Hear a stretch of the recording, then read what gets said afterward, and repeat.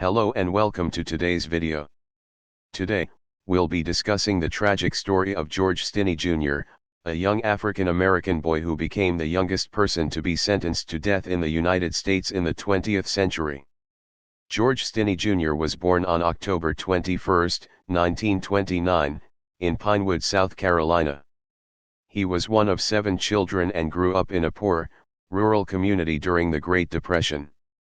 In 1944, when he was just 14 years old, George was arrested and charged with the murder of 2 white girls, Betty June Binnicker and Mary Emma Thames. Trial.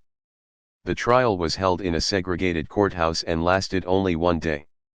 The prosecution did not present any physical evidence or eyewitnesses to link George to the crime.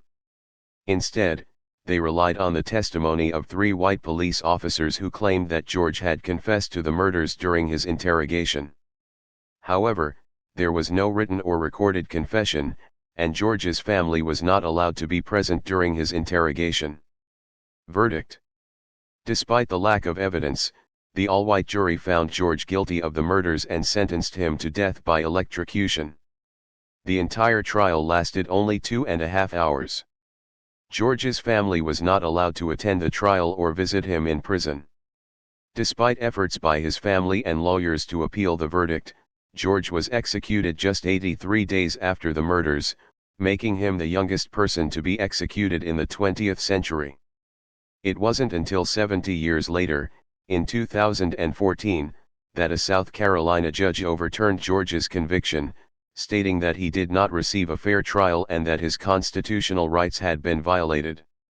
The story of George Stinney Jr. is a tragic reminder of the injustices that have occurred in the United States criminal justice system, particularly towards African Americans.